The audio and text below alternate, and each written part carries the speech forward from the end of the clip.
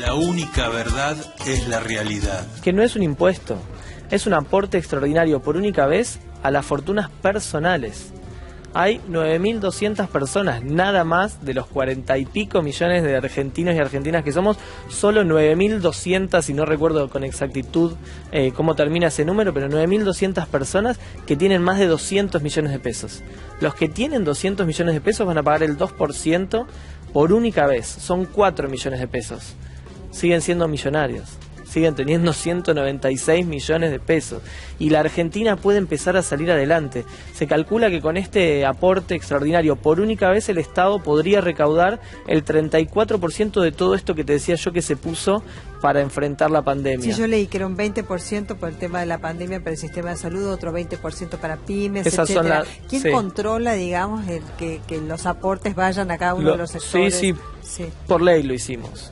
Se calcula que se van a recaudar 307.000 millones de pesos, el 34% de los casi 900.000 millones de pesos que puso el Estado para acompañar al pueblo argentino en el contexto COVID.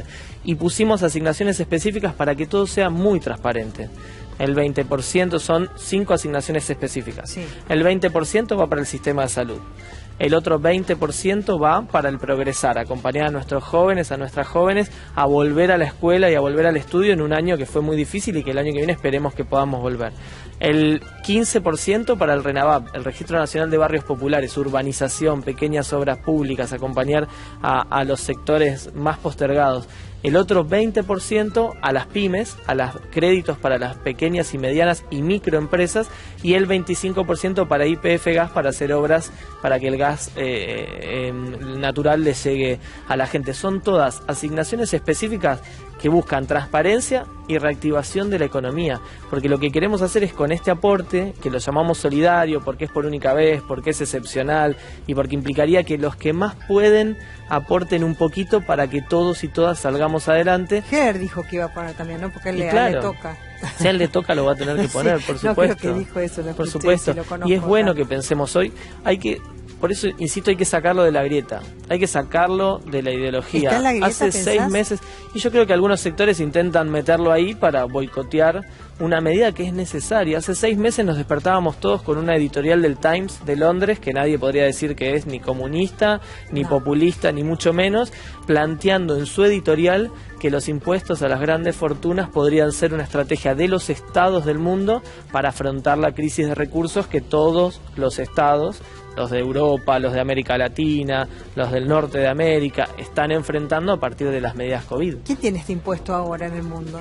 En el mundo se está debatiendo en Inglaterra, se está debatiendo en España, se está debatiendo en Colombia, se está debatiendo en Chile.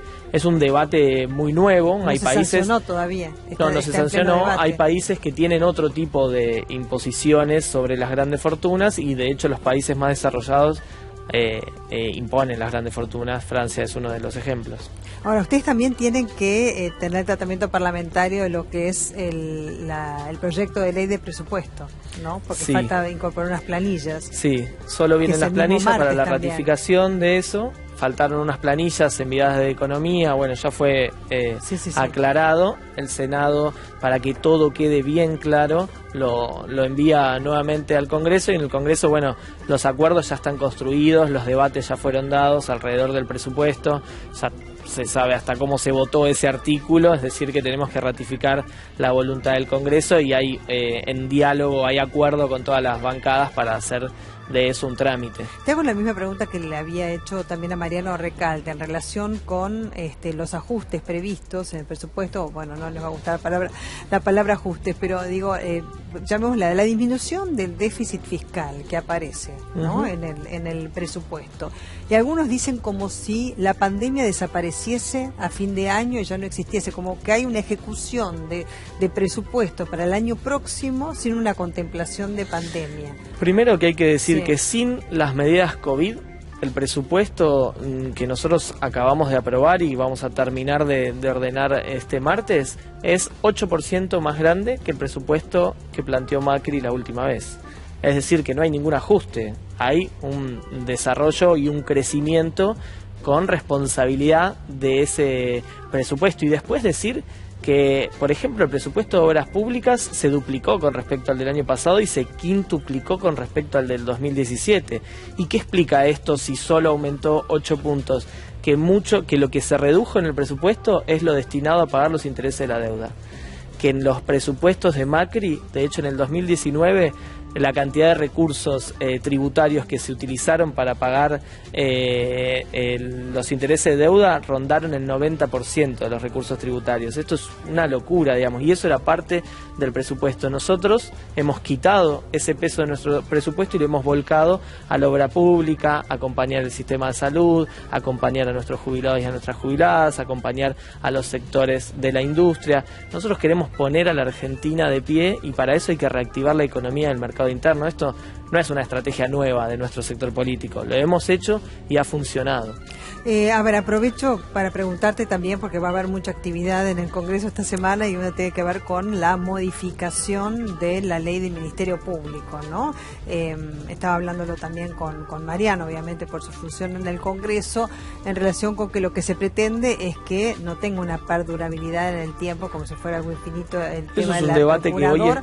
Yo escuché también que quieren presentar 5 años, ¿no? Eso es un debate que hoy está en el Senado, todavía no llegó a diputados. Pero les va a tocar a ustedes también. Y después nos va a tocar y vamos a ver cuál es el proyecto ¿cuál es que tu envían. posición o la posición de Frente de Todos? Porque también se hablaba respecto de la votación, a ver cómo sería la votación. Si sería mayoría absoluta, mayoría simple, se sacarían los 2/3. No, la posición del Frente de Todos hoy está clara, es resolver el problema de la designación del procurador y resolver el problema del bloqueo que está planteando Juntos por el Cambio en el Senado. ¿Siguen sosteniendo a Rafecas? Después está, y eso no me corresponde decirlo a mí, digamos. Después está el debate que se dé en el Senado y ver cómo eso se desarrolla para que después en diputados nosotros podamos recoger el guante. Nosotros hoy en materia judicial tenemos todavía pendiente el tratamiento de la reforma judicial, estamos construyendo los acuerdos con los sectores de la oposición. Nosotros en diputados tenemos que construir siempre la mayoría, digamos, no tenemos mayoría propia. No. Entonces estamos construyendo los consensos para avanzar en eso, pero empezamos ahora el martes por el aporte de las grandes fortunas. ¿Con quiénes lo están construyendo? No, con todos los bloques de la oposición. Hay un diálogo permanente. La Cámara de Diputados de la Nación y el Senado también ha sesionado creo que 2 o 3 veces más que el último año del macrismo y en el medio de una pandemia global donde me refiero a quienes nos acompañan, porque hay veces en que te encontrás, depende el proyecto eso de va ley, cambiando. Sí, con algunos que dirías nunca hubiese pensado que hubiesen estado con ustedes. Eso va cambiando. El Congreso encaró una agenda en este mes de noviembre y de diciembre para empezar esta segunda etapa, digamos, que es la salida de la pandemia, y esa agenda tiene, bueno, en este caso el aporte de las grandes fortunas, tuvimos el presupuesto de la Nación, también estamos llevando adelante el debate por la modificación de la ley del fuego, digamos, del uso y el manejo del fuego, que es una ley muy discutida por lo que vimos en Córdoba de los incendios, más de 500.000 hectáreas de bosque nativo prendida a fuegos, de humedales, otras tantas. Entonces son temas que nosotros creemos son importantes para construir una salida de esta situación. La única verdad es la realidad.